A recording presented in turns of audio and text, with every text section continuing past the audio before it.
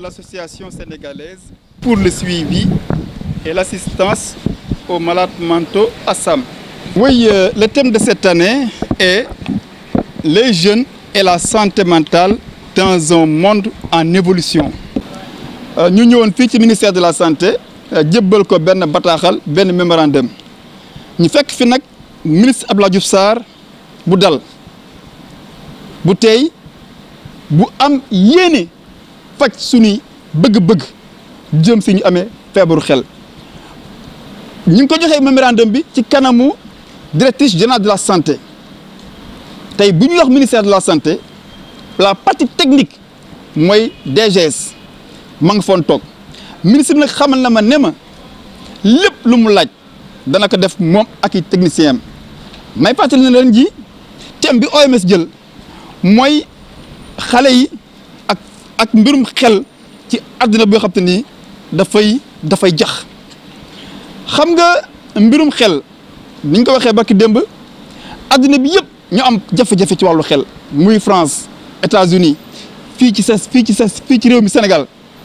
réew yëpp am ay jafe-jafe bu ñu dimbalawut askan bi ci seen wàllu xel dëkk bi ci musiba la jëm ñaata bés boo leen yeewoo yéen taskati xibaar yi yéen ñu ko yëgal pour ñaar fukki dërëm nit rey na nit pour sàkku jigéen sax nit dana ci rey nit ñaa ngi reyante nit ñaa ngi worante nit ñaa ngi tegante ay musiba ci seen biir loolu yëpp lan moo ko waral mooy dañ am jafe-jafe ci wàllu xel nit ki bu fekkente ne xelam normal la dafay fonk boppam fonk moromam fonk réewam fonk waa réewam lii nag tey jii dafa nekk si ñun mbégte bu rëy parce que taxaw fii ci biir ministère de la santé jàkkaarloo yéen taskati xibaar yi gannaaw ba ñu joxee mémorandum bi ministre bi dalal suñu xel nee na ma nag dinaa ñëwaat waaye may fàttali ne ñun dañu jëloon quinzaine maanaam fukki fan ak juróom lañ tegleloon ñu amee feebaru xel bi ko président Macky Sall yëgee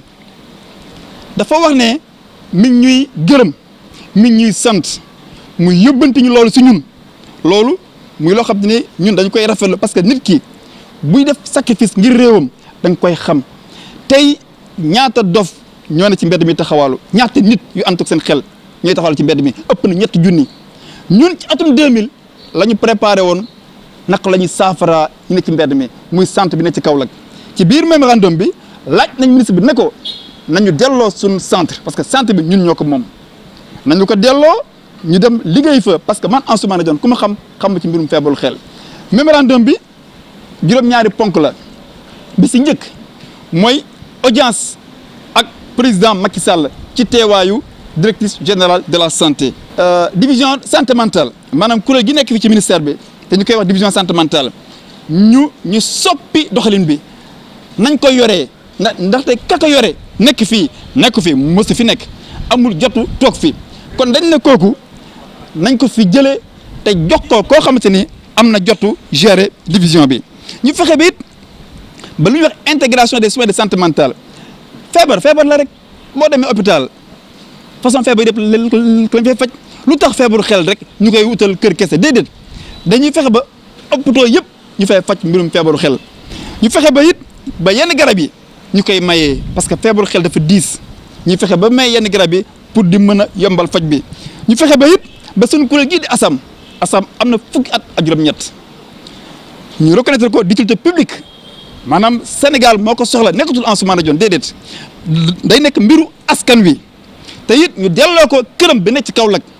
parce que ASSAM man Ansoumana Dione kër googu maa ko dox maa fexe bañ tabax ko tey ñu teg fa keneen ko xam ne nii nekk fa def fa dara nañ fexe it ba ñu ubbi benn filière ci INDSS filière boo xamante ni dañ fay jàngale ay techniciens supérieurs de santé mentale maanaam mbir mi mënatul yem rek ci mbiru ay docteur parce que docteurs yi seen jàng dafay yàgg te mbir mi dañ soxla ay fajkat benn mbir mooy ñu daal di tënk benn téere boo xamante ni moom la ñuy tuddee politique de santé mentale ba fii may wax yéen nii Sénégal amul politique de santé mentale te loolu jekkul rafetul pour que nag ñu dimbali askan wi il faut que ñu xam fan lañ toll fan lañ jëm ak lan lañ wax a def lii yëpp nag boo ko tënkee mooy li nga xamante ni moom la askan bi soxla moom la ñuy xaar ci mbirum feebaru xel.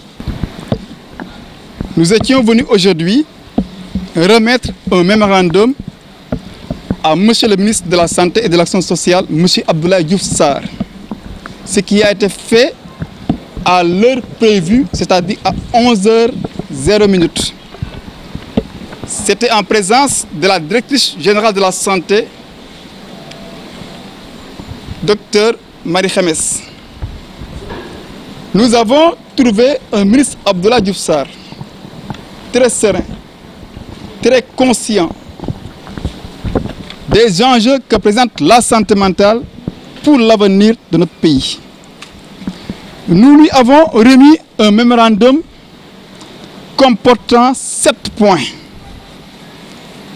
Il m'a assuré qu'il va l'étudier avec ses techniciens et il me reviendra incessamment pour voir comment résoudre les problèmes des malades mentaux sénégalais. Au Sénégal et partout dans le monde, les malades mentaux vivent un calvaire indescriptible. Vous avez tous constaté combien de malades mentaux qui errent dans les rues. Plus de 3000 malades errants. La solution, nous l'avions déjà depuis l'an 2000.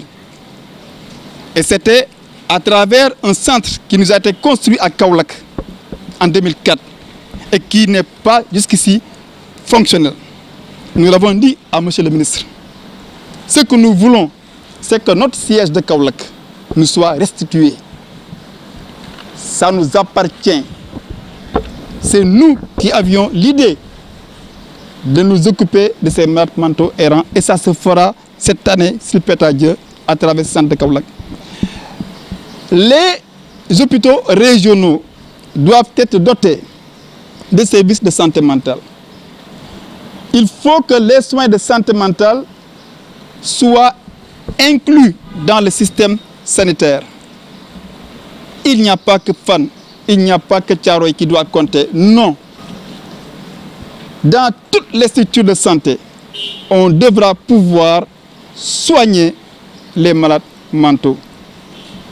Donc aujourd'hui est un grand jour. C'est un jour de satisfaction. Je rappelle que nous avions initié une quinzaine de la santé mentale, une quinzaine nationale des malades mentaux.